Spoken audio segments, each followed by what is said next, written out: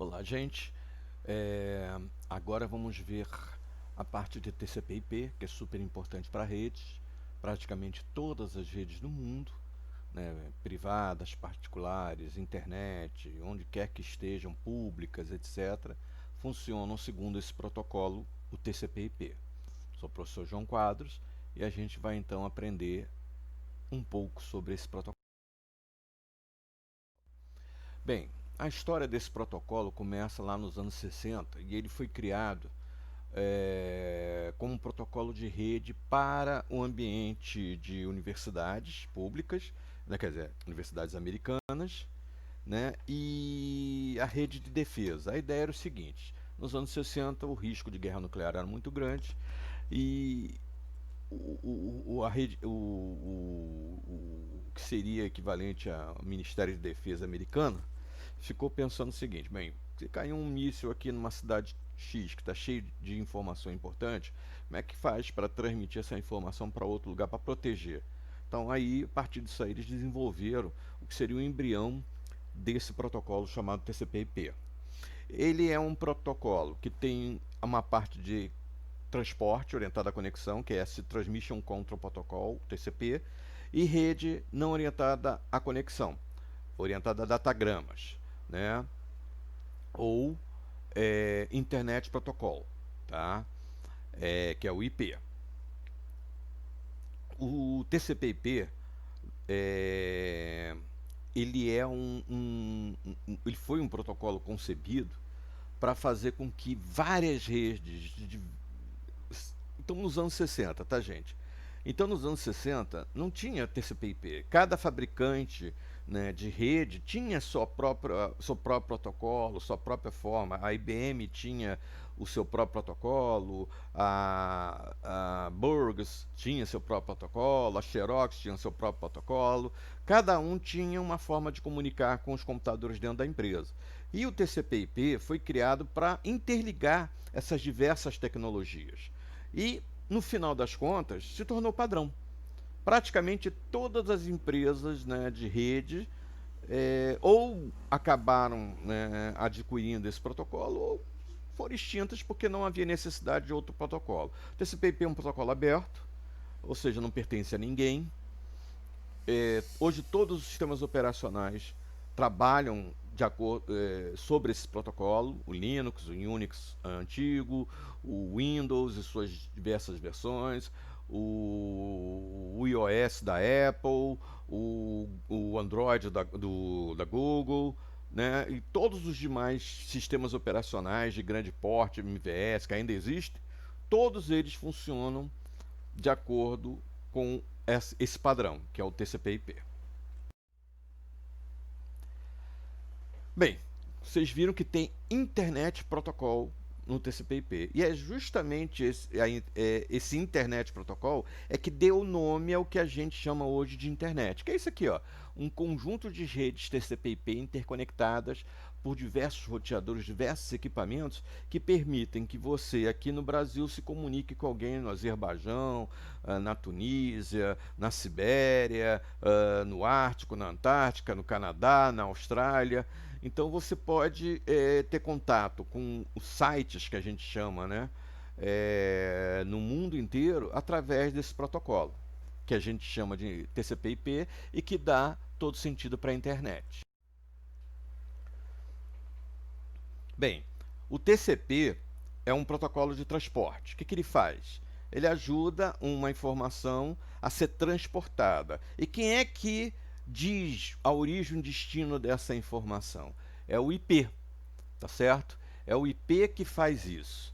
O IP ele contém as formas de chaveamento, ou seja, para onde é que vai? É como se fosse uma grande utilizado numa grande rede telefônica. Não é do tempo de vocês, mas os famosos PABX. Quando você ligava para uma empresa, a secretária central atendia e perguntava qual o ramal. Aí você falava, o 164. Aí ela ia lá, pum, chaveava para o 164. É exatamente isso que é o IP. O IP é esse númerozinho, né, do ramal. É o número do telefone mais o número do ramal. Tá certo? É isso que faz o protocolo. Ele, na verdade, cria endereços, né, possíveis de serem acessados e dessa maneira você faz uma máquina conversar com a outra, você transmite a informação através do TCP e você diz para onde ela vai e de onde ela veio com o IP. As camadas do TCP/IP são um pouquinho diferentes da camada do OSI ISO, apesar de terem se baseado, né? Mas você vê, só tem 4 camadas: a rede, a interrede. A interrede é onde tem os datagramas ou principais protocolos IP, a de transporte e a de aplicação. Esses outros protocolos aqui não são TCP/IP, mas eles, na verdade, eles têm condição de se conectar nessa camada aqui. É o HDLC, X25, PPP, SLIP, Ethernet, Token Ring, FDDI, que é o fibra ótica, o ATM, que é o que se usa nos bancos para as agências virtuais, né? Aquela que você entra no banco, bota o cartão, e aí vai. Esses protocolos são protocolos, na verdade, que muitas vezes se confundem com protocolos físicos, tá? Ou seja, cabos, placa de rede, coisas desse gênero. A camada de rede é a que envia os dados. Esses dados eles são formatados segundo essa ideia aqui de datagrama. Ele também, essa camada, né, ela realiza um mapeamento físico. Aqui a gente tem um endereço das placas, tá? Que é o endereço de endereçamento das placas, tá certo? O endereço MAC, MAC Address Control, ou seja, controle de endereço de máquina. Geralmente esse endereço está associado à placa de rede, tá certo? E os protocolos aqui são protocolos nessa camada que trabalham com a parte física mesmo, V24, 25, X21, X25, tá? Esses protocolos aqui são físicos, por exemplo, FDDI é fibra ótica, tá? Ethernet é as placas de rede, é os modems que vocês usam na casa de vocês, e assim por diante. Esse protocolo possui um nível de endereçamento, que é o endereço MAC, tá? Que não se confunde com o endereço de rede, tá bom? Todas as máquinas nesse ambiente recebem identificações diferentes dentro das mesmas redes, mas existe um padrão, que é um padrão MAC, que os fabricantes não repetem o endereço MAC, desde que ele seja autêntico, dentro de uma rede, mesmo que seja infinita. Então a ideia é que esses endereços MAC, que são 48 bits, permitem 2 elevado a 48 configurações diferentes. Então por aí você faz o cálculo, é muita coisa. Permite que então você consiga montar muitos endereços, né, para os fabricantes que fazem as placas e todo o demais equipamentos de conexão física. A camada interrede é a camada que é IP, é o endereço IP, tá? Existem protocolos como, por exemplo, o CMP, que é o protocolo do comando ping. Alguns de vocês já devem ter usado. A gente usa o comando ping, bota um endereço IP ou um endereço DNS para identificar na rede se aquela máquina está ligada ou não, tá certo? Esse GMP, ele também é usado para quando a gente quer dar endereços dinâmicos. A gente vai ver no protocolo DHCP mais adiante, tá? Nas outras aulas. O protocolo IP contém o que a gente chama de endereço IP. Esse endereço IP é o que a gente usa para criar as rotas, né? O que são as rotas? Ora, se a gente vai mandar uma mensagem daqui para a França, não existe só um caminho, existem múltiplos caminhos de eu mandar uma mensagem da minha máquina aqui na Tijuca, no Rio de Janeiro, no Brasil, para, por exemplo, o quartel Latam em Paris, tá certo? Então, não é uma linha direta, são trocentos roteadores no meio do caminho, né, controlando diversas redes no mundo todo. E o que a gente faz? A gente consulta uma tabela para verificar, através de outros protocolos, né, qual o menor caminho, o melhor caminho, mais rápido para chegar ao destino. Não necessariamente é o menor, às vezes o menor caminho é o mais lento, tá? Então, dependendo da organização, tem dois tipos de protocolo, o BGP e o OSPI, né, que são algoritmos que identificam dinamicamente qual o melhor caminho. Então, eu estou ligado a um roteador, esse roteador tem esse protocolo dentro dele, porque faz parte, né, do mecanismo do roteador, e aí ele calcula qual é o melhor o caminho para chegar ao destino, o mais rápido, né, para chegar ao destino. E aí ele faz todo um cálculo. Num determinado momento, o caminho pode ser A, mas em outro momento o caminho pode ser B. Isso é dinâmico. Então isso permite, né, que eu consiga chegar ao meu destino, mesmo que um determinado caminho esteja impedido. O TCP ele tem dois protocolos básicos. Na verdade, eles são bastante parecidos. A diferença é que esse carinha demora mais, mas ele garante, o TCP, que a mensagem enviada é confiável. Ele usa um algoritmo para testar se a mensagem é confiável, ou seja, não vai chegar com erro. Já o UDP é um protocolo que você está preocupado em enviar a coisa mais rápida. Onde é que você usa o UDP? Por exemplo, transmissão de vídeos no YouTube, onde você pode ter de repente, né, o vídeo pode chegar com algum problema, né, dar um defeito, mas está chegando. Você quer que o vídeo chegue rápido. Né? Você não está se importando se vai ter um treco lá na hora. Agora, numa videoconferência, né, dependendo do tipo de videoconferência, você pode querer que a mensagem chegue rápido, seja confiável. Então vai usar o TCP. Mas a maioria das videoconferências usa o UDP. Por isso que você está conversando lá via WhatsApp com o seu colega e às vezes você vê ele falando, mas não ouve a voz. Porque a mensagem está sendo entregue sem confiabilidade. Ele não está vendo nada, ele não está fazendo sincronismo, não está fazendo nada. Ele está interessado em dar para você a mensagem rápido. Entendeu? Então essa é a diferença. O UDP é um protocolo que envia, né, que transmite a informação rápido sem nenhum teste. O TCP envia a informação com teste. Então quando você quiser segurança e confiabilidade, você vai usar o TCP. Quando você quiser só enviar a mensagem, seja o que Deus quiser, você vai usar o UDP. A camada de aplicação é onde você bota as aplicações. E as aplicações, elas funcionam de acordo com protocolos. DNS, que é o Domain Name System, que é o que faz... Onde é que esse protocolo está ligado à camada de aplicação? Ao browser de vocês, ao navegador. Quando você bota lá www.cefet-rj.br ou www.classroom.google.com.br, você na verdade você está usando esse protocolo DNS, transformando um nome num endereço IP. Então aquela aplicação do browser, né, o navegador, vai estar trabalhando isso. Você pode usar o DHCP, né, que a gente viu que usa aquele protocolo lá do IP, acoplada a ele, para você fazer o quê? Para você fazer gerência da rede, para você distribuir endereços dinâmicos, né? A gente pode, por exemplo, quando você está baixando um arquivo, você pode estar usando o FTP. Quando você está usando o correio eletrônico para enviar, você está usando o POP. Para enviar, você está recebendo, você está usando o SMTP.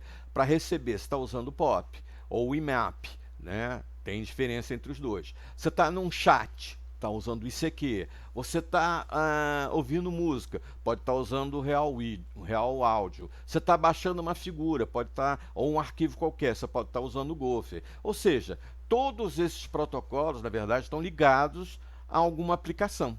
Eles é que tornam possível que você faça a comunicação através do seu navegador, através do aplicativo no seu celular e assim por diante. Bem, aqui está uma representação dessa comunicação. A comunicação mesmo, ela se realiza aqui no roteador com esses dois protocolos, o internet e o rede. Você vê aqui que essa rede está de uma cor, essa rede está de uma outra cor. Qual é o papel do roteador? Ligar redes diferentes. Aí uma vez que a mensagem chega, tá? O que ele faz? Ele vai até a aplicação. Né, passa pelo IP, vê quem enviou, quem está recebendo, vê o transporte, se é confiável ou não confiável, e vai para a aplicação, tá certo? A mensagem que vai tem que ser a mesma recebida. Com aqueles detalhes, se for o DP, ele vai vir meio truncado. Se for o TCP, não, ele vai vir direitinho, tá? Só que o TCP demora mais. Por isso que a maioria das aplicações de vídeo, de áudio e etc. na internet funciona debaixo do UDP. Aqui está uma representação uma comparação da arquitetura OSI-ISO e a arquitetura TCP/IP, das duas divisões de camada. Então, né, a gente tem a rede aqui que é o enlace físico, a interrede que pega um pouquinho da rede, transporte que pega o transporte mesmo, e a aplicação que mexe com tudo isso aqui. Bem, apesar de existir essa arquitetura OSI-ISO, no fundo, o que é implementado nas redes é essa arquitetura TCP/IP. Né? Essa que é a prática, né? Por assim dizer. Aqui a gente tem uma representação do OSI-ISO, né? E aqui a gente vê diversos protocolos, diversos padrões. Por exemplo, o I3E823 é o padrão Ethernet. Né? A gente tem o 82.11, que é o padrão de quê? De Wi-Fi e outros aí existentes. E aqui são os diversos protocolos, serviços, né? DNS, aqui é esse SMTP é o que envia coisas no e-mail, esse FTP é o que faz você enviar arquivos ou receber arquivos. Ping é o que confirma se a máquina do outro lado está ligada. O HTTP, o que é? O protocolo do seu navegador. O NFS é um que permite você verificar a máquina do outro. O Telnet é o que faz você assumir a máquina do outro. O POP é o que faz você receber os correios e assim por diante. Aqui vocês vão ver um carinha chamado Novell. Isso aqui está aqui como um dinossauro da internet. Antigamente existia esse protocolo aqui, tá? O SPX e PX, que era do fabricante Novell. Era o concorrente do TCP/IP. Mas ele era pago, exigia um ambiente de rede muito mais restrito e desapareceu. Aí o TCP, que não é pago, que é gratuito, se instalou no mundo dos computadores. Aí, por exemplo, a Microsoft teve que criar esse WinSock. O que é o WinSock? O WinSock é uma camada de adaptação do ambiente da Microsoft com o TCP/IP, assim como o Linux usa o Socket e outros softwares usam TLI por assim diante. Então, o que a gente tem na realidade é isso aqui, ó. Esse mundo é um mundo que agora existe em todas as máquinas, todos os celulares, no internet das coisas e assim por diante, né? Já ouviram falar de IoT, né? Internet of Things. Então, funciona de acordo com o TCP/IP também, né? Com o protocolo Wi-Fi, só que são modificados, né? São adaptações desse protocolo para funcionar. Por exemplo, o Bluetooth não está aí. Por quê? Porque ele não é um protocolo TCP/IP. Ele é um protocolo baseado em transmissão infravermelha. Então ele é um protocolo diferente, mas ele pode ser acoplado ao TCP/IP através de um desses sockets aqui. No fundo, toda a rede, tudo que vocês entenderem como rede, acaba caindo no TCP/IP. Bem, a internet, né, é o próprio nome próprio. É a dominação da rede mundial. Agora a gente costuma dizer o seguinte: uma internet é o quê? É qualquer rede, né, pertencendo ou não ao mundo da internet global, que tenha um protocolo TCP/IP. Aí você tem variações, você tem intranet. O que é intranet? Intranet é uma internet que está dentro de uma empresa, tá? Uma extranet é uma intranet que ultrapassa os limites físicos da empresa, né? Geralmente é muito usado por ambiente bancário. Um exemplo de extranet que agora vocês estão tomando conhecimento é o famoso Pix que o Banco Central está fazendo. É uma espécie de extranet. Você tem uma coisa chamada token para entrar na rede do Banco Central e permitir transmissão de dados, né? Que no caso são transferências bancárias. É um exemplo assim, bem clássico de extranet. E você vai usar o que para isso? Você vai usar a internet para entrar nesta extranet. Tá? Outra forma de denominar a internet ainda usada é a WWW, World Wide Web, né? Teia de rede mundial, né? A grande rede mundial em teia. Né? Esses aqui são todos os principais protocolos que você pode trabalhar no TCP/IP. Por exemplo, HTTP e seu irmão seguro HTTPS é o protocolo do navegador. Esse aqui eu já expliquei. É o que faz você enviar né, via correio eletrônico. O FTP é transmissão de arquivos. Esse aqui é um protocolo de segurança. O Telnet é um protocolo específico que faz você assumir uma máquina. O SNMP é um protocolo muito importante, porque ele é um protocolo de gerência, tá? Ele permite que você gerencie as máquinas de uma rede. O NNTP é um protocolo de news, ele funciona junto com a HTTP. Ele era, antigamente, você enviava notícias, né?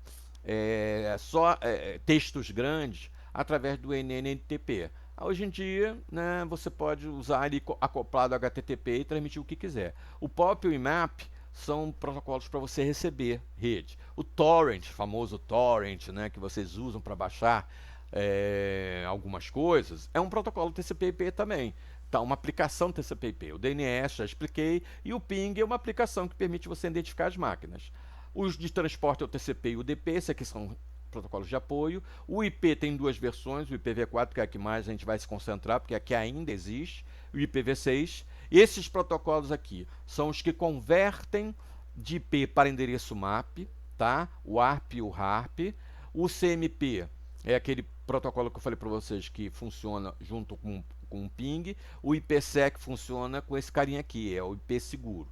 E esses carinhas aqui são físicos. Frame Relay, FDDI. Isso aqui, Frame Relay e FDDI, são para fibra ótica. Token Ring é uma espécie de protocolo padrão específico, tá? Isso aqui é para Wi-Fi, tá? 802.11, 802.3 é a Ethernet.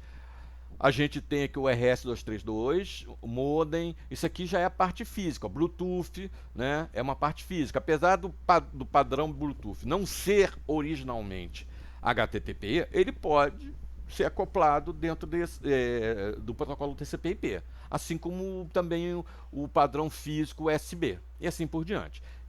Esse quadrinho aqui contém a maioria dos protocolos que vocês vão ver no mundo TCP/IP. Tanto a parte física, a parte de enlace, que é lógica, né? A parte de rede, que também é lógica. Aqui a gente tem um pouquinho de físico também.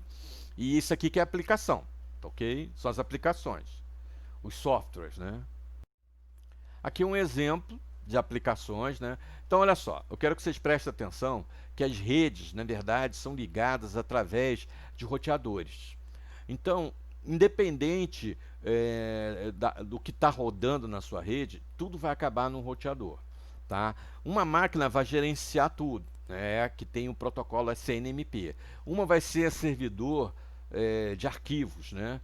E de textos. Outra vai ser servidor de correio eletrônico para enviar e receber. Outra vai ser um servidor de ambiente de arquivos também, para organização de dados e assim por diante. Esse é um protocolo de acesso, para acessar alguma página dentro da internet. Isso é uma organização que uma empresa pode assumir. Então, dentro de cada um desses roteadores, você pode ter tudo isso aqui, se comunicando através da rede. Aqui um outro exemplo, né? Aqui a gente tem um exemplo mais completo, por exemplo, aqui é a rede interna, tá certo? Aqui, por exemplo, um exemplo bem antigo de acesso remoto, daquele exemplo que eu falei para vocês de extranet, onde um cara fora da rede entra via internet, acessa a minha rede interna. Aqui a gente tem um ambiente de proteção, né, que é o firewall, onde a gente bota filtros e outros tipos de proteção para impedir invasões. Por dia deve ter mais de 1 trilhão de invasões em máquinas, sejam privadas ou públicas, no mundo, tá? Tem sempre alguém tentando invadir uma máquina, seja por prazer sádico, né? Seja por intenções realmente malignas, né? Perversas.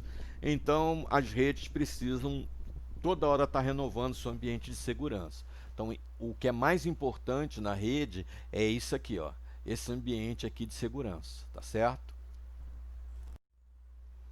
Aqui um outro exemplo, né, onde você tem um sistema telefônico discado, né, coisa que praticamente não existe, né? A gente chama de discado quando a gente botava os números lá no telefone. Hoje em dia, você viu o WhatsApp, é a mesma coisa, você entra num sistema que não é mais o sistema telefônico, é o que a gente chama Voice IP, tá? Que é um sistema que associa números a endereços IP e permite que você converse, etc, etc. Essa é uma outra forma de organizar, né? São quadros que dizem para você como o ambiente da internet profissional está organizado. Aqui, mais uma visão dos protocolos, tá? Da camada interrede, das outras camadas, tá? Esses protocolos, no final da conta, vão todos parar aqui e aí vão para o ambiente físico, tá ok? Que é a parte de rede. Ok, a gente já viu que o protocolo IP é o responsável pela comunicação, pelos endereços, que quem transmite é o TCP, tá certo? Agora, é importante o seguinte, como é que o protocolo IP se organiza? Ele não tem confiabilidade, tá? Pô, não há necessidade de dizer. Ele ajuda na transmissão da informação, mas a parte dele não é confiável. Então ele tem um esquema de endereçamento independente. Esse sistema de endereçamento ele tem um sistema global, que é o sistema da internet que a gente usa, e dentro de cada empresa você tem um ambiente que a gente chama NAT, Network Address Translation, ou seja, uma conversão de endereço. Então tem certos endereços que a gente vai ver, IP, que só podem ser usados internamente numa empresa. Isso permite que bilhões de máquinas se comuniquem no mundo. Toda máquina com internet das coisas, celular, o que for que esteja ligada à rede, em algum momento vai receber um endereço IP, seja ele interno, esses protegidos dentro da empresa, seja ele externo no mundo global. Tá ok? E por que essa diferença? Porque não tem endereço para todo mundo usando o IPv4, que é o endereço principal que ainda é usado. Tá? O IPv4 é formado por 32 bits, então ele só permite 2 elevado a 32 combinações, que não é muito, acreditem, tá certo? Ela é separado de 8 bits, que a gente chama de octeto. Então, 32 bits, cada um deles são 4 bytes. Então, por exemplo, isso aqui, né, são os zeros e uns na camada física e lógica. Isso aqui é o endereço no mesmo formato decimal. Então percebam o seguinte, cada octeto tem 8 bits, tá? É 1 byte, e cada um desses octetos é transformado num número decimal, né? Então, o máximo que você pode ter aqui é 255, 255, 255, 255. Não passa disso, tá bom? Mas a gente vai ver que alguns desses números a gente não pode usar, alguns desses números só pode usar em determinadas situações e outros são liberados para todo mundo. Então a gente vai ver essa diferença. A regra de formação obedece esse padrão aqui de classes. A gente tem a classe A, classe B, classe C, classe D, classe E. Como é que identifica essa classe? Então, a classe A, o primeiro bit, né, do byte mais significativo, do que está mais para esse lado, é 0. Então ele só permite endereços de 1000 a 126, 255, 255, 255. Aqui vocês vão ver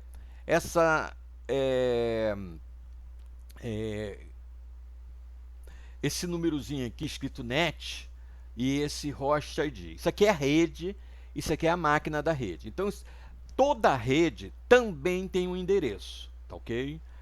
A rede em si, com todas as máquinas interconectadas, todas as máquinas que pertencem a ela, tem seu próprio endereço. E cada máquina dentro da rede tem seu endereço próprio. É como se fosse uma rua, e cada rua tem um endereço, cada prédio, cada casa da rua tem seu próprio endereço, mas pertence à rua. Então, por exemplo, se você mora na rua Barão de Mesquita, né, você pode morar no prédio 244, no prédio 168, no prédio 13 e assim por diante.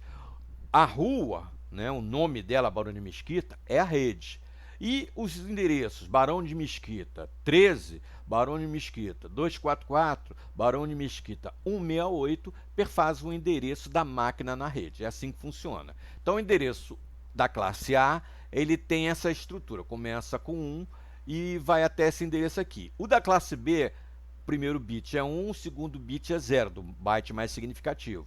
vai de 128 a 191, 255, 255, 255. O classe C, 192, 000 a 233, 223, 255, 255, 255. Então, olhem só. O classe A usa o primeiro octeto mais significativo para identificar a rede e os demais para identificar a máquina na rede. O classe B usa os dois primeiros octetos para identificar a rede e os demais para identificar o host. E o classe C usa os três primeiros para identificar a rede e os demais para identificar o host. Esses aqui, classe A, B e C, é que são usados para endereçar. Esses aqui são para mensagens, tá? Esse aqui é para enviar mensagens dentro da rede. É um endereço, quer dizer, quando você tem um serviço de enviar mensagem, esse serviço tem um endereço IP, tá? Mas ele não é uma máquina, não é uma máquina física, é um serviço. E esse aqui também é usado para serviços especiais, tá?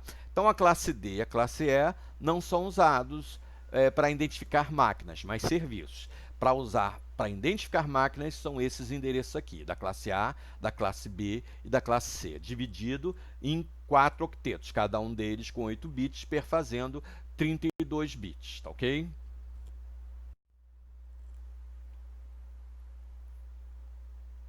Ok, a gente já viu isso, né? R é rede, C é o computador. Então, de 1 até o primeiro, a gente consegue identificar as classes só olhando o primeiro octeto, primeiro byte mais significativo. Então, por exemplo, na classe A, a gente, se começar com 1 e for até 126, a gente sabe que é classe A. Se começar com 128 ou até 191, a gente sabe que é classe B. Se começar com 192 até 223, a gente sabe que é classe C. O classe D e classe E a gente não vai ver porque eles não são usados como endereço físico, tá? São endereços de serviço. Então, você praticamente, nesse nível que a gente está aprendendo rede de computadores, não vai mexer com ele. Essa multicast significa exatamente isso. Cache significa netcast, né? Envio para rede. Então, multicast é envio para várias redes, é o que significa isso. Aqui mais uma visão, tá? Aqui, por exemplo, aqui eu já vejo que o número máximo de máquinas associadas dentro dessa rede aqui, classe A, cada rede pode ter 16 milhões de máquinas. Na classe B, cada rede pode ter 65 mil máquinas. E na classe C, cada rede tem 254 máquinas. Na classe C, eu posso ter 2 milhões de redes com esse endereço de classe C. Na classe B, eu posso ter 16 mil redes. E na classe A, só 126. Então, por exemplo, 10004 é o endereço da classe A. Por quê? Começa o primeiro octeto, que é esse aqui, né? Ele está entre 1 e 126. 161, 14804 é o endereço da classe B. Por quê que eu sei disso? Porque ele está entre 128 e 191. E o 192, 245, 3101 é o endereço da classe C. Por quê? Porque ele começa com 192 e vai estar 223. Então, a gente identifica a classe só olhando para o primeiro octeto, tá? Então, é a maneira fácil de você saber. O primeiro octeto está entre 1 e 126, classe A. O primeiro octeto está entre 128 e 191, classe B. O primeiro octeto está entre 192 e 223, classe C. Pronto, acabou. Identifico qual é a classe através disso. Alguns endereços aí a gente não está usando, tá? Por exemplo, a rede A não começa com 0. A gente vai ver por quê. O que os endereços com 0 identificam, tá? A gente não está vendo aqui os 127, a gente vai ver também por quê. E a gente vai ver que nenhuma rede vai começar com 255. E a gente vai ver por quê também. Então aqui mais uma vez, isso é para vocês guardarem na cabeça de vocês a classe A, classe B e classe C. É o que eu quero que vocês guardem, né? Os endereços de classe A, de 1 até 126, endereços de classe B, de 128 a 191, primeiro octeto, e os de classe C, o primeiro octeto, de 192 até 223, tá ok? É assim que identifica a classe dos endereços B. Bem, redes válidas, né? Da classe A, de 1 até 126. Né? Hosts válidos qualquer coisa que vai de 1001 até 126, 255, 255, 254. Uai, por que eu não posso botar 255 no último número? Porque a gente vai ver. Olha só, os endereços de rede sempre terminam com os últimos bits zerados, tá ok? Os bits menos significativos zerados. Bem, número de redes. Aqui a gente calcula o número de redes possíveis. A gente não vai se preocupar muito com isso, porque na prática ninguém vai usar isso aí, tá bom? Então, o que interessa pra gente é isso aqui, ó. Tá ok? Isso é que interessa. Assim que é a mesma coisa na classe B, né, nós repetindo os endereços válidos, né? Os endereços de rede válidos e os endereços de host. Host é qualquer equipamento que esteja conectado à rede. Antigamente, quando eu aprendi, hosts eram só computadores. Hoje em dia são impressoras, computadores, celulares, ventiladores, placas de Arduino, placas de Raspberry Pi, qualquer coisa que se conecte à rede, né? Qualquer equipamento que tenha um microcontrolador, que tenha um modo de transmissão, um ESP 8266, que é um dispositivo de conexão Wi-Fi, qualquer um desses carinhas é um host. Está conectado à rede, é um host, tá ok? Internet das coisas é o mundo dos hosts. Aqui a classe C, também, mesma coisa. Classe D não se aplica o endereçamento hierárquico, não se aplica endereçamento físico, nem a classe B. Então vamos aos endereços especiais. O primeiro endereço especial é o endereço da classe A, 127, qualquer coisa, qualquer coisa, qualquer coisa. Tá certo? Qualquer valor entre 0 e 255 aqui no X, tá? Então pode ser 127.111, 127.0000, 127.01255, 127.255, 255, 255. Para que serve esse endereço começando com 127? Ele identifica uma rede interna, uma falsa rede. É a maneira como o computador ou qualquer dispositivo na internet identifica a si mesmo na rede, ou identifica a rede a qual ele está conectado. Aí você vai perguntar, peraí, mas como é que um número identifica a rede que ele está ligado a si mesmo? É exatamente isso. É uma rede que ele está ligado a si mesmo. Todo dispositivo na internet, todo IoT tem um endereço 127. Porque ele identifica o próprio serviço da máquina a ser ligada. Agora, não é um endereço que o TCP identifique. Só a sua máquina pode identificar esse endereço, porque esse endereço é a sua própria máquina. Se eu quiser identificar ou dizer qual é o meu endereço para outra máquina, ele não vai usar o 127, vai usar o endereço IP que eu vou dar acoplado à placa de rede ou dispositivo de conexão de rede dele. Tá certo? Que não vai começar com 127, tá bom? Não vai poder começar com 127, nem 255, nem 0. Então, existem outros endereços importantes. Os endereços começam com 10, 169.254, 192.168 ou 172.16 até 172.31 são endereços que a gente chama de NAT, Network Address Translation. Para que ele serve? Para eu converter endereços da grande rede global chamada internet para uma rede interna. Ora, por que isso? Eu não tenho endereços suficientes para poder ser usado em todos os dispositivos IoT, celulares, computadores, impressoras, etc, etc, etc, que existe no mundo. A gente viu lá, o máximo de endereços que a gente vai ter ali é 1 trilhão, né? E 1 trilhão, desculpe, 10 bilhões. E vamos pensar no seguinte: o mundo atualmente tem 7 bilhões de pessoas. Desses 7 bilhões de pessoas, cerca de 2 bilhões usam, né, computadores. Né? 5 bilhões usam de outros, mas não têm equipamento próprio. Tá?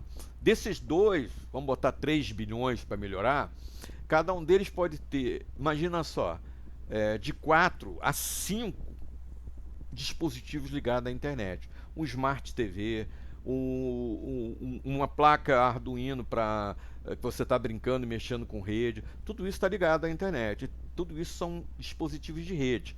Então você tem, no mínimo, 15 bilhões de dispositivos, se não 20 bilhões de dispositivos possíveis no mundo. E o TCP/IP no IPv4 só permite distribuição de, no máximo, estourando assim, 10 bilhões de endereços. E onde é que ficam os outros 15, 10, 5 bilhões de endereços? Que é muita coisa, né? Você há de convir que é muita coisa. Eles existem porque eles se repetem nas redes internas. E por que eles se repetem? Porque eles usam esses endereços aqui, ó, da classe A, da classe B, da classe C, da classe B.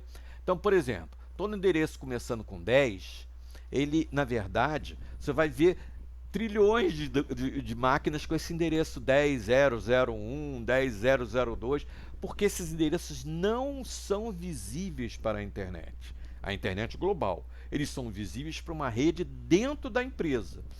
Aí você tem um conversor, que é um roteador chamado NAT, para transformar esse endereço num endereço da empresa. Olha, não existem ainda, né, 20 bilhões de empresas no mundo.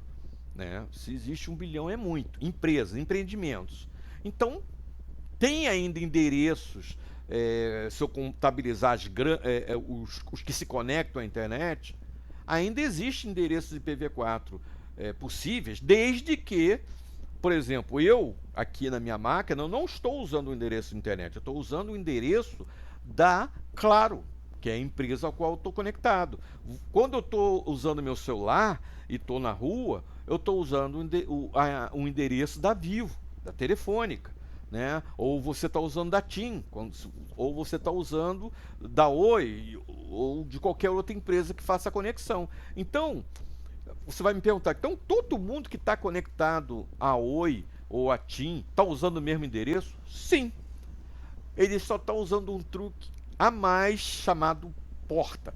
Cada endereço IP tem 65 mil portas disponíveis para serviços. Então, a empresa, né, a Oi, ela faz o seguinte, a Claro, a TIM, ela distribui esses endereços aqui, ó, esses endereços reservados, ou seja, internos, para cada rede. Então ele pode criar, né, só com o endereço 10 aqui, pode criar milhares de redes. E o que ele faz? Dentro dessas milhares de redes, se for da classe A, eu posso conectar 16 milhões de endereços. Tá certo? Então, 16 milhões de endereços, gente, são 16 milhões de consumidores que estão acoplados a TIM só nesse endereço. Nesses casos aqui, desses endereços aqui, eu tenho mais milhares de outros endereços também. Por exemplo, a Claro costuma usar esse tipo de endereçamento aqui para as máquinas dos clientes. E tem N redes possíveis capazes de serem usados com esse endereço, tá bom? E os endereços de rede acoplam milhares de máquinas, né, a cada endereço de rede. É assim que a Claro, que a TIM, que a Oi, que a Vivo controlam seus clientes sem precisar dar endereços específicos IP para ele. O endereço IP é da empresa, tá? E ele faz você se conectar através de portas, tá bom? Você deve estar se perguntando, pô, mas professor, eu moro aqui num ambiente onde eu não tenho TIM, tenho Vivo, eu tenho uma rede meio estranha aqui. Bem, esse cara que está fornecendo essa rede estranha para você, ele está usando esse tipo de endereçamento. Mas sabe o que ele está usando no fundo? No fundo, a Vivo, a Claro, a NET, né, que é da Claro, e assim por diante. Tá? Então, não interessa. Esses endereços são reservados, eles não existem na internet. Eles existem nas redes privadas das empresas, mas na internet não. Tá? Esse conjunto, esses endereços começando por esses números aqui, por esses octetos aqui, não existe na internet. Então, por exemplo, o endereço 172.16.0.1 é um endereço privado. O 192.168.33 é um endereço privado. 10.15.15.126 é um endereço privado. 169.254.01 é um endereço privado. ok? Então, todos os endereços que começam com esse número, eles, na verdade, são endereços de redes privados. E as empresas, as empresas de telefonia ou de conexão, elas usam isso para distribuir endereços internos e, com isso, permitir que, numa rede onde não tem mais endereços viáveis, você use menos endereços viáveis e permita que mais empresas possam se conectar. Então, resumindo, na internet deve estar sendo usado algo em torno de uns 5 bilhões de endereços, dos 10 bilhões possíveis. E você, 5 bilhões não, 7 bilhões, né? Vamos botar 8 bilhões para ficar melhor. Então tem 2 bilhões ainda que podem ser usados para empresas, tá? Mas isso está sendo comido rápido, tá, gente? Isso não é uma coisa assim, a cada mês vai 100 milhões de endereços embora. Então, vai chegar um limite aí, tá? Por enquanto ainda não chegou. Aí, o que as empresas fazem? Elas usam esses endereços reservados aí. Muitas empresas fazem o seguinte: elas se conectam, elas pedem para outras empresas se conectarem a ela. Então, isso reduz o número de empresas que estejam no ambiente global. Aquela empresa que se conecta a ela recebe o endereço privado também, e assim por diante. Dessa maneira, eu consigo fazer com que as 20, 30 bilhões de máquinas e IoTs do mundo todo se conectem à internet sem precisar distribuir endereço individual para todo mundo. Alguns endereços jamais vão ser utilizados. Os começando por 127 eu já expliquei. Não são utilizados porque eles, na verdade, representam a rede que é a sua própria máquina.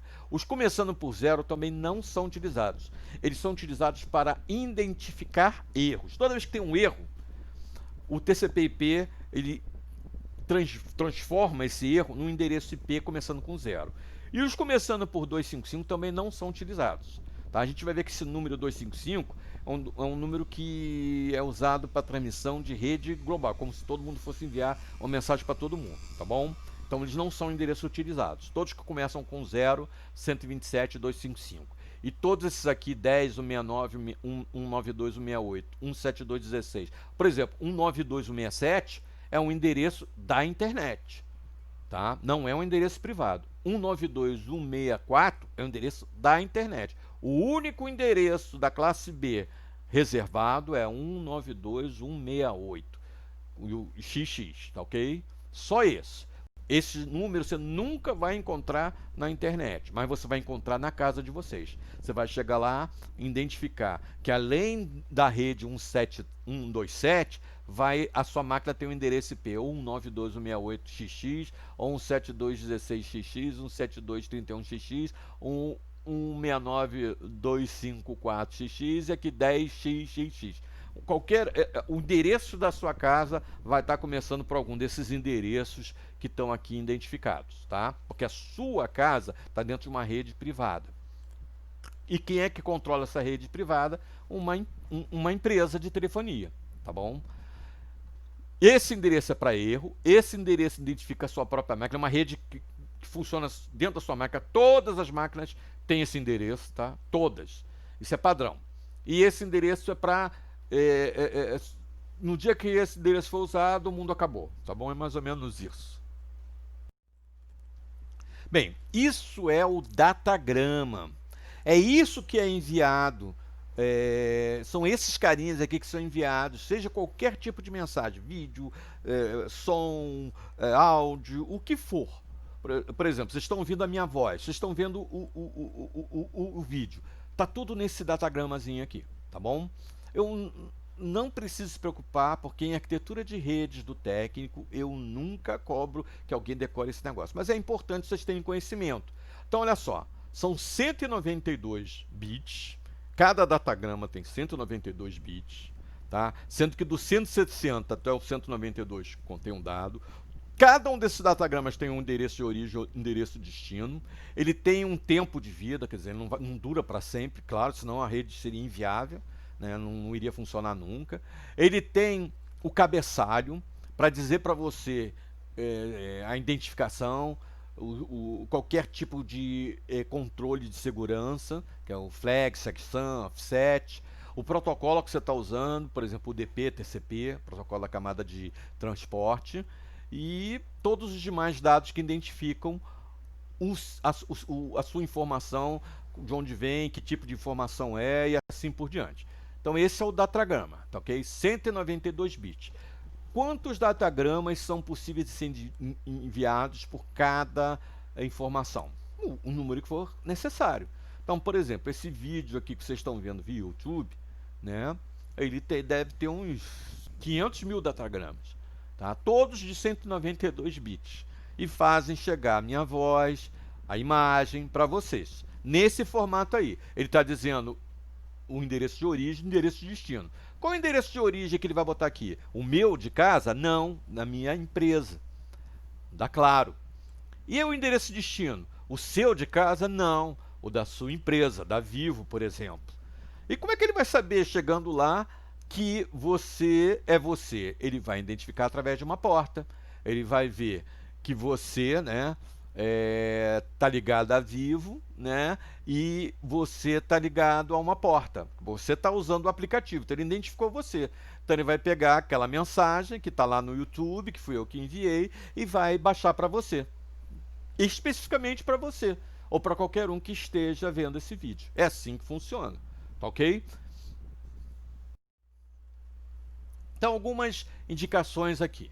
ICMP, tá? É o Internet Control Message Protocol. Ele serve para quê? Para os comandos ping e traceRT, que a gente vai ver como eles funcionam depois, quando tiver na segunda parte. O Domain Name System é o que faz, por exemplo, um endereço IP ser transformado no nome e vice-versa. Presta atenção nesse endereço aqui, 192.168. Tá vendo? Ele começa com 92, mas o segundo octeto é 188, ou seja, não é um endereço privado, é um endereço global. O DHCP ele é usado dentro de empresas. Ele é uma outra maneira, né, de a gente poder usar mais endereços IP. Por quê? Porque, por exemplo, eu estou ligado agora na rede, mas quando eu for dormir eu vou desligar o computador, então eu não vou estar ligado à rede, tá certo? Então, se eu não estou ligado à rede, aquele meu endereço pode ser usado para alguém. Aquela minha porta pode ser usada para alguém, né, que não esteja ali, porque eu não estou ligado à internet. Pode usar aquele meu endereço, tá certo? Então, quem vai fazer isso, muitas vezes, na empresa que você trabalha, é esse protocolo aqui, DHCP. Ele vai ver os endereços, uma lista de endereços da empresa, e vai ver as quais eles podem atribuir, quais não estão sendo usados. Então, eu liguei meu computador, por exemplo, estou num laboratório da escola. Tem quantas máquinas naquele laboratório? 15, 16, 20, 30, por aí vai, tá? Então, cada um daqueles laboratórios recebe, né, um endereço específico lá do roteador do pavilhão, né, do pavilhão de informática. Aí, eu desligo a máquina. No dia seguinte, eu ligo. Ora, ele vai ver a lista dos endereços disponíveis, que são muitos, são milhares, e vai atribuir àquela minha máquina. Pode ser um outro endereço diferente que eu recebi no dia anterior. Isso não vai fazer diferença para funcionamento dos seus aplicativos. Quem faz isso é esse protocolo, DHCP. O NAT é aquele famoso protocolo para você, que eu falei para vocês. É o Network Address Translation. Ele serve para fazer o quê? Para eu pegar aqueles endereços privados e transformar no endereço global e vice-versa. Aí, para fazer isso, ele usa vários artifícios. Portas possíveis do TCP/IP, conversões através de roteadores e assim por diante, tá ok? A gente chama aqueles endereços lá, o 10, 192, de endereços NAT, Network Address Translation. Por quê? Porque eles só existem dentro das redes da empresa. Eles não existem na internet. Você não vai achar nenhuma máquina na internet com um endereço começando com 10, 192.168 e assim por diante. Bem, outro endereço importante é o endereço de mensagens para o pessoal da rede. Todo endereço que tem essa característica, ele termina, os últimos bits dele terminam ligados. A gente diz ligado quando é 1 e desligado quando é 0, tá? Então, todos os bits, os últimos bits ligados, do último octeto, significa que é um endereço de broadcast. Em geral, quando a gente está mexendo numa rede normal, né, sem os endereços que a gente vai ver, os subnets, que são mais complicados, a gente identifica quando os octetos terminam por 255. Então, por exemplo, se aqui fosse 192.255.255.255, eu estaria dizendo que a rede 192.0.0.0 é o endereço de rede, 192.255.255.255 é o endereço de broadcast. Ou seja, para que serve o broadcast? Para eu enviar mensagem para todo mundo. Então ele não é um endereço de máquina, é um endereço de serviço também, tá ok? Então, os endereços de rede terminam com o último octeto, os bits do último octeto terminando por 0, tá? Então aqui, por exemplo, 192.128.3.0. Isso aqui é a rede 192.128.3.0. Esse é o endereço de rede. A rede não é um ser físico, né? É um ser abstrato. É um conjunto de máquinas ligadas até um roteador, tá certo? É esse endereço que a gente vai usar para roteamento, tá bom? Endereço de rede. Bem, quando houver erro, é o endereço 0, tá? Então, o erro mais comum é o erro de datagama que não sabe para onde é que vai. Então, você está enviando uma mensagem para uma determinada máquina. Aquela máquina desliga e passou o tempo, né, aquele tempozinho que a gente viu lá no datagrama, daquela mensagem poder estar dentro da rede. Aí você vai receber de volta um endereço, uma mensagem com endereço 0 início, indicando que aquela mensagem não foi recebida, não foi enviada. Tá? Qualquer erro, né, vai aparecer com endereço 0, tá? De entrega e recepção de mensagem.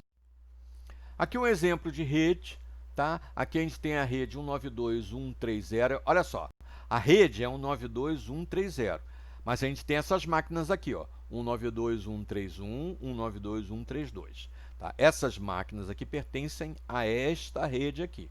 Tá? Essa rede está conectada a essa outra rede aqui através deste roteador. Aí ela está usando endereços aqui que a gente chama de endereços de gateway, tá? De portal. É exatamente isso. Portal, gateway, tá? Esses endereços, eles são endereços físicos para o roteador, tá? São portas. O roteador é como se fosse um switch. Tá cheio de portas lá, só que essas portas são programadas. E eu posso dar para cada porta um endereço IP. Quando eu faço isso, eu transformo essa porta num portal, ou seja, numa forma desta rede se comunicar com o mundo externo. Ok? Então, é o roteador que vai fazer as máquinas desta rede, através desse endereço de portal, se comunicar com as máquinas desta rede, através desse endereço de portal, que por sua vez vai se comunicar com esta rede, através desse endereço de portal, e esta outra rede aqui só vai se comunicar com essa rede através desse outro endereço de portal. Ou seja, as redes se conectam duas a duas. E eu posso ter para uma mesma rede vários endereços de portal. É claro que não tem sentido isso eu usar todos os endereços de rede possível. Então eu reservo alguns endereços para carregar esse gateway, tá bom? E através desse endereço chamado gateway é que eu me conecto às outras redes, através do roteador. A gente vai aprender a mexer com isso, na prática, ok? Aqui um outro exemplo, uma rede sem roteador, sem nada. A rede é 218.171.0, significa que eu posso dar qualquer endereço entre 1 e 254. 255, eu já falei, endereço de broadcast. Então, qualquer endereço entre 1 e 254 é um endereço válido para esta rede aqui. Então, por exemplo, 218.171.37, 218.171.148. São dois endereços distintos, identificando máquinas diferentes. Eu podia ter aqui 218.171.1, é um endereço possível. 218.171.14, um outro endereço possível, ok? Esse é o endereço de rede. O endereço de rede não é uma máquina, é uma abstração, né, que o TCP faz, que identifica. É como se fosse uma forma de dizer quem é que está ligado a mim. Quem, através de uma forma para identificar isso, recebe esse endereço aqui, o endereço de rede.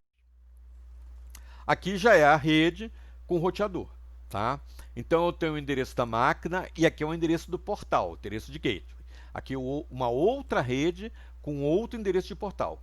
Só é permitido que essa rede converse com essa outra rede se esses dois endereços de portal estiverem habilitados, se esses dois endereços de gateway estiverem habilitados e estiverem identificados. Eu disser assim, olha, essa porta aqui se comunica com essa porta aqui, esse portal aqui se comunica com esse portal. Eu tenho que programar isso no roteador. Aí eu programo isso no roteador, ele consegue fazer com que as máquinas desta rede funcionem nesta rede aqui.